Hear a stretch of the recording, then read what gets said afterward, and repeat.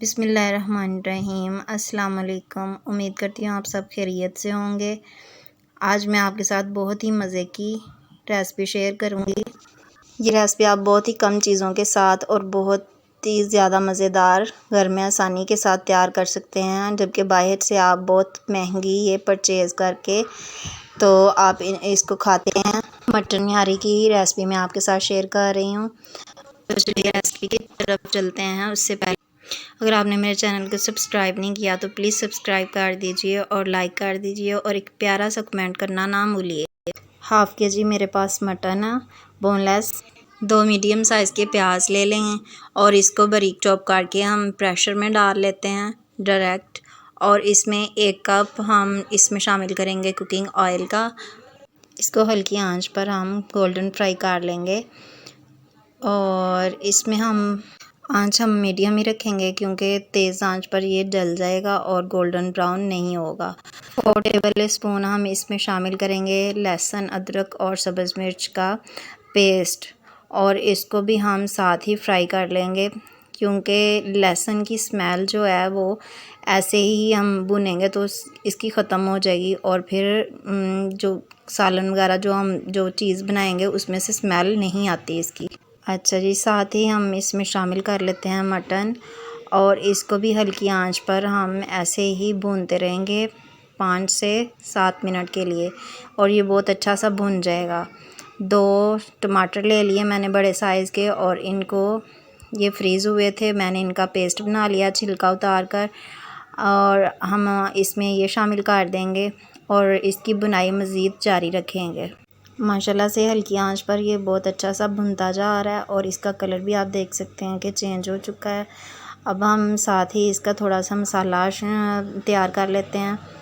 ½ T spoon ہلدی ہے میرے پاس، 1 ٹی اسپون میرے پاس نمک ہے، وہ ہم شامل کر لیتے ہیں۔ 1 ٹی اسپون ہی ہم سرخ مرچ شامل کریں گے، ½ ٹی اسپون سوکھا دھنیا، اور 4 ٹیبل اسپون میں اس میں شامل کر دوں گی نہاری مسالے کے۔ ریڈی میڈ بھی مل جاتا ہے اور گھر میں بھی آپ اس کو تیار کر سکتے ہیں، تو میں ریڈی میڈ یوز کر رہی ہوں۔ وہ ہم اس میں مکس کر کے ہم شامل مسالے جو ہیں ہم اس میں شامل کر دیں گے، اور اس کو مزید ہم تھوڑا سا بھونیں گے۔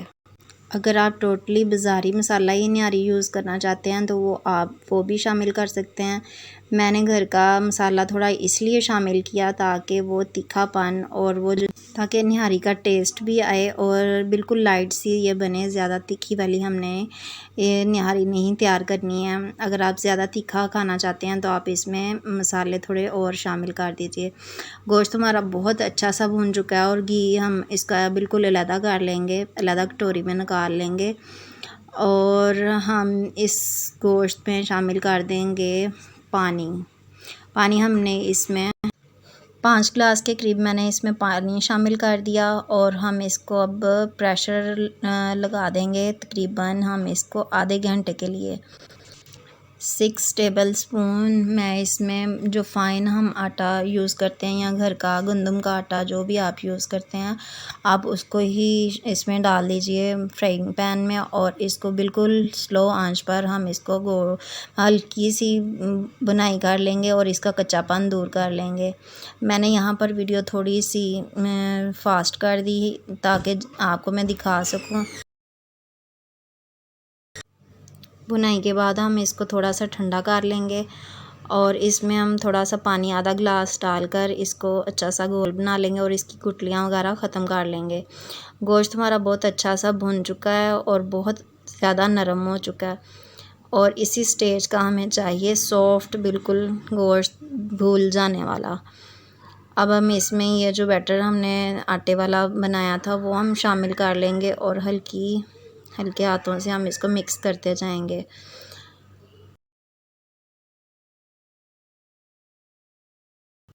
ایک گلاس کے قریب پانی میں نے اور اس میں ایڈ کر دیا، اور اس کو ہلکی آنچ پر ڈھکن دے کر ہم 10 منٹ کے لیے پکنے کے لیے رکھ دیں گے۔ اور یہ دیکھیں ماشاءاللہ سے ہماری نہاری تیار ہو چکی ہے، اور ہم اس کو تھوڑی دیر اور پکائیں گے 2 سے 3 منٹ کے لیے۔ مٹن کے جو پیس آپ کو بڑے بڑے بیچ میں نظر آئیں ان کو آپ ہلکا ہلکا دبا کر آپ ان کو توڑ دیجئے، اور تھوڑی دیر کے لیے آپ اس کو مزید اور پکائیں، تھوڑا سا گاڑھا کر لیں، نہ زیادہ اس کو تھک رکھیں اور نہ بہت زیادہ لیکوڈی۔ دیکھتے ہی دیکھتے ہماری ماشاءاللہ سے نہاری تیار ہو چکی ہے۔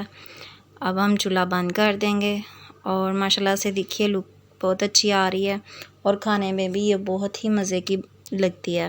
آپ اس ریسپی کو ضرور ٹرائی کیجئے گا اور میرے ساتھ ضرور شیئر کیجئے گا۔